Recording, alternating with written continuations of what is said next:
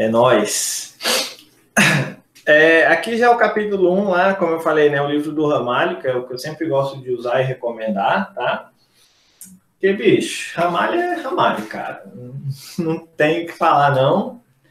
Né? Inclusive, Davi, eu esqueci de olhar aquela situação lá, daquela questão, o que a EA fez a respeito, se anulou a questão ou não, o que ela fez. Das cores, né? Porque eu fui olhar de novo o livro para ver se tinha algum outro critério ali escondido, não. Tinha até um exemplo parecido. Mesma coisa, cara. A questão precisa ser anulada lá. Ah, deve ter sido já. Como já passou um tempo, né? Então. Então, assim, gente, só para ir começando, a frente 3, ela é a mais maluca que possa existir na face da Terra. Que é essa aí. Por quê? Ela tem a primeira parte, que seria, se a gente fosse estudar numa escola normal, seria o primeiro e segundo bimestre falando de física elétrica, com o primeiro bimestre falando de eletrostática, cargas paradas, e o segundo bimestre falando de eletrodinâmica, onde eu entro em circuito elétrico, essas coisas. Depois, no terceiro bimestre, seria o equivalente a magnetismo, né? Totalmente à parte, tipo, esquece todos os outros que você estudou, vamos estudar uma matéria totalmente nova. Aí, entrando no quarto, entra em eletromagnetismo, que daí mistura física elétrica com magnetismo. E, no final do quarto bimestre, entra física moderna, né? É que esse nome acabou pegando, física moderna, mas o mais correto a se chamar é mecânica quântica, tá? Esse é o mais correto. Aí, tem que cuidar. Mecânica quântica não cai muito e está no edital da EA. Da PrEP é só até eletromagnetismo, beleza? E já dá um bom trabalhão aí para se analisar. Então, nessa lógica, nessa ordem, a gente começa ali com a física elétrica, a eletrostática. Eu vou analisar, a gente vai estudar alguns fenômenos com cargas paradas, né? É a mesma relação que a gente faz lá na frente 1, que nem o Felipe lembrou que eles são em mecânica, com hidrodinâmica e hidrostática. Nos editais e nas provas só cai hidrostática, que é estudo da água, tal, com a lei de Pascal, e de Steven, ou tubos em U, né, conectores em U, só para água ou líquidos parados. Líquidos em movimento, a hidrodinâmica não cai, mas tem um assunto lá, tá? Então, aqui, ó, só reforçando uns pontos. Ô Edipo, Oi? chega a tua tela um pouco mais para. A que tu tá transmitindo, chega um pouco mais para a direita ou para a esquerda. Porque aqui não tá muito centralizado, tá na metade da página. A que eu estou compartilhando? Isso, isso. Ah. Aconteceu alguma coisa? Agora tá pequeno, mas dá para dar o zoom aqui. Tá, beleza agora. Doideira, cara. Pera aí.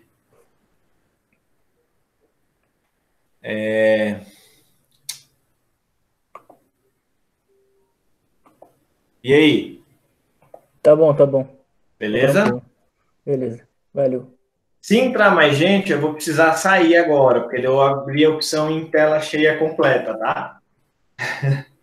Aí vai ter esse probleminha. Mas aí, paciência, é a nossa situação. Eu acho que tem um querendo entrar aí, ó. Teve um ali que eu já aceitei. Ah, beleza. Vamos ver se tem mais. No Meet, o legal é esse, ele dá um bipzinho. Beleza, tá. Então vamos lá. Antes de entrar no raciocínio de acordo com o livro, eu já vou avançar umas lógicas, tá? Que na última aula eu falei, só como nós não estávamos com o arquivo compartilhado, pode ter ficado um pouco confuso. Que é assim, tá, a gente vai falar de cargas estáticas, cargas paradas. Então a gente precisa da definição lá, bonitinha aqui, ó, de carga elétrica.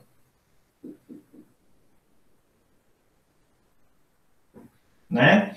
Esse é o legal. Como o Davi tá aí, e a gente teve uma conversa aí nesses dias, que o cara tá querendo um pouco de fazer Enem e tal, fica legal com a revisão que eu vou trabalhar aqui, né, para ajudar a galera da PrEP aí. Que é o quê? Essa definição de carga elétrica, a gente precisa na física, mas eu vou resgatar ela aonde? Lá na química. Como vocês podem ver aqui, ó, acredito que dê para ver minha seta aí, né? A lógica vem aqui, ó. O âmbar, né, que seria um elétron, que lá no modelo atômico de Thomson, o Thomson descobriu o elétron de acordo com esse movimento do âmbar, e identificou o quê? Já que eu tenho esse elétron, eu tenho interações elétricas, beleza?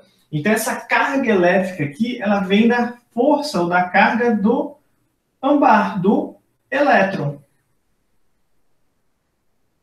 Beleza? Do meu elétron aí. Então, física elétrica, em outras palavras, nós vamos estudar o quê? A relação com o elétron. Enquanto o elétron está parado em uma certa superfície, em uma certa região, então, eletrostática, ou ele em movimento, onde eu vou chamar de corrente elétrica, ou eletrodinâmica. Beleza? Do que a gente precisa lembrar aqui? Que o elétron... Gente, aqui tem um peguinha muito legal. O elétron tem massa desprezível. Não é massa zero e não é massa nula. A massa dele é desprezível. A gente pode ignorar, mas ela existe, tá? Só que o que interessa no elétron aqui é a carga dele de valor menos 1. Beleza? Ok? Na paz. Então tá, a gente já entendeu essa lógica, a carga vai ser em função disso, vai ter essa análise aqui a se fazer, mas estamos falando de exatas. O que é a vida de um cara de exatas sem uma equação, né? A carga elétrica, certo? Ela vai vir com essa equação aqui, ó. Vou passar a equação primeiro, daí a gente conversa.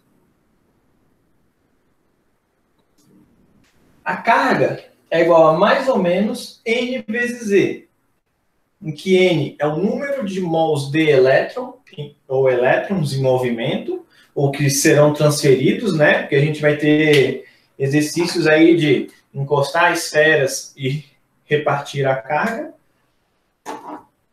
Beleza? Ou numa ligação química. Qual é a ligação química que envolve carga? Ligação iônica. Por quê? Tem força elétrica. Dá para pegar que está tudo entrelaçado? Esse é o massa. Então, eu consigo ver a carga nessa relação. Quantos elétrons saem ou irão sair de um átomo e ir para outro, né?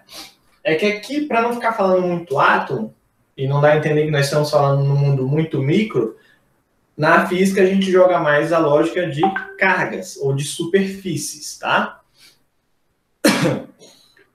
É aqui? Não. Tá. Então, beleza. Então, esse N aqui é mols de elétron, né? É a unidade.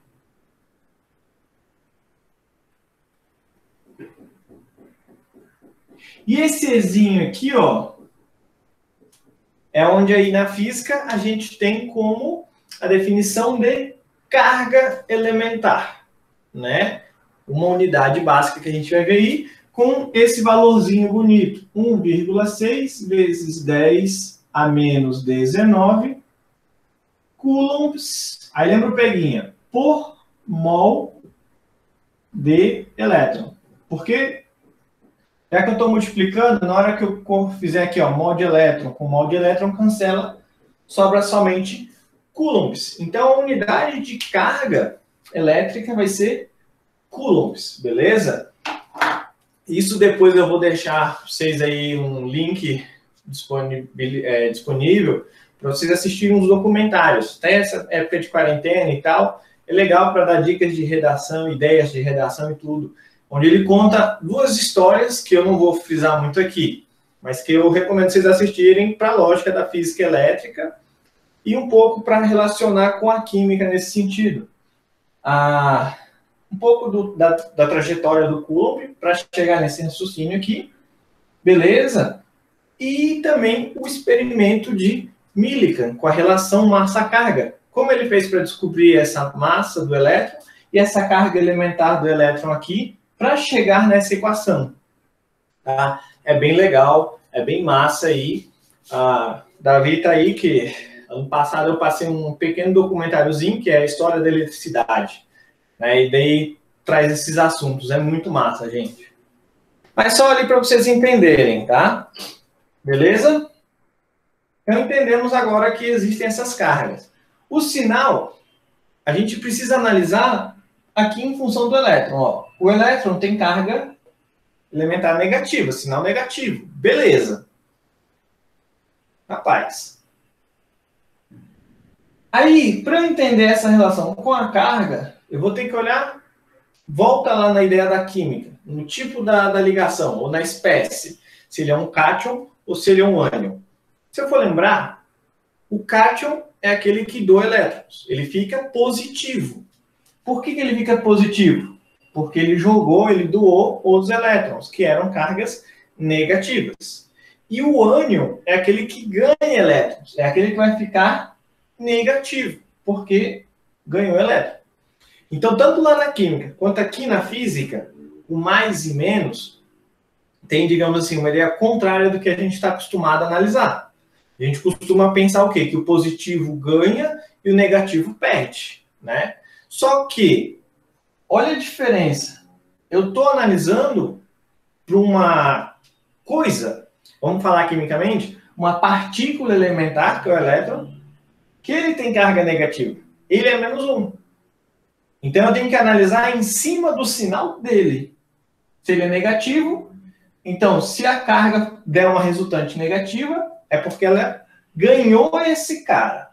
Se a resultante dela for positiva, é porque ele perdeu esse cara, essa partícula elementar, tá? Beleza?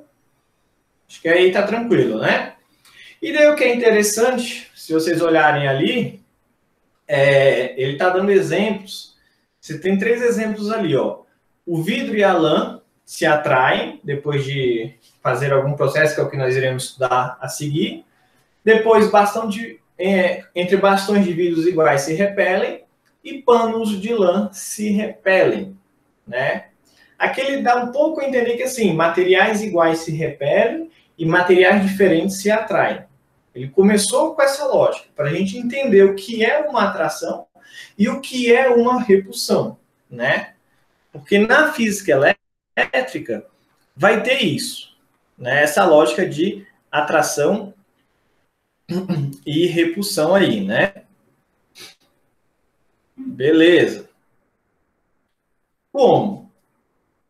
A gente vai entender bem forte essa lógica quando for falar de campo elétrico, né? Eu comentei na última aula a questão, mas aqui fica mais fácil que a gente desenhe agora essa treta do campo elétrico. Mas, em resumo, para a física elétrica, cargas opostas se atraem, então positivo com negativo, e cargas iguais se repelem, né? Para não atropelar muito a sequência, não dar muito spoiler do que a gente vai ver, a gente pode buscar essa lógica lá na química, né? Se eu falar de ligação iônica ou ligação de cargas, a ligação iônica é entre metal e ametal. Ou seja, eu preciso ter um cátion, que é uma carga positiva, e um ânion, que é uma carga negativa. Então, cargas opostas se atraem, beleza? Essa é a ideia de uma ligação química, por exemplo. E daí é o que ele está falando. Olhando dessa maneira agora, dá para entender aquela figura anterior. Ó. Por que os bastões estão se repelindo, então? Porque eles estão possuindo o mesmo sinal de carga. Não é que tem a mesma intensidade, o mesmo número, e sim o mesmo sinal, tá? Então, ali no caso do exemplo que ele deu, é que são positivos. Isso dá a entender o quê? Que o bastão de vidro, se é positivo, perde elétrons. E a lã, ela ficou carregada negativamente, ou seja, ela ficou com excesso de elétrons. Aí agora faz a lógica. A lã está negativa, o vidro está positivo. Um cara quer ganhar e o outro quer receber. Então vai rolar atração, né? Beleza? Ok. Aí esse princípio 2 aqui, ó, da conservação de cargas, eu gosto muito de relacionar com a química de novo, tá, gente? Ah, só com a química? Não, com a matemática, assim que der para encaixar alguma coisa, eu vou jogar também, tá? Então fica aí de boa. Esse princípio 2 nada mais é do que a definição de átomo neutro, né? Se a gente for fazer esse paralelo. O que é o átomo neutro? É aquele que tem carga igual a zero, ou seja, o número de prótons, que é carga positiva, é igual ao número de elétrons, carga negativa, em que a soma dá zero, por isso neutro, né? Ele vai se encontrar em um estado iônico, né? Quando ele perder, virar um cátion, ou quando ganhar, virar um ânion, né? Mas quando dá zero, é neutro, beleza? Então, só porque ele fala ali, ó, num sistema eletricamente isolado, a soma algébrica das quantidades de cargas é constante, beleza? Então, se não teve perda em nenhuma situação, em nenhum momento, é zero. E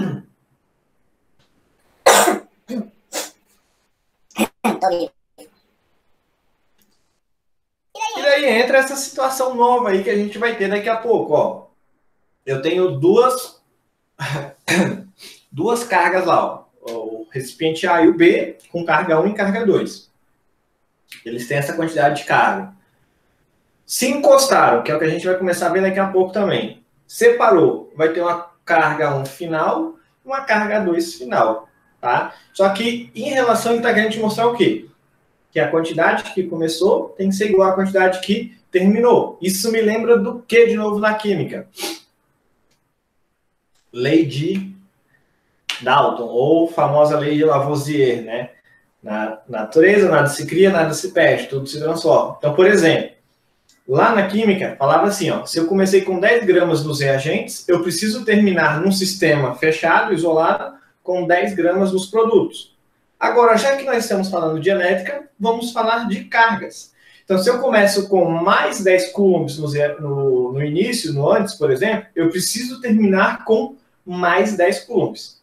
Mesmo sendo em quantidades diferentes. Por exemplo, ó, pode acontecer isso. A esfera A e a esfera B.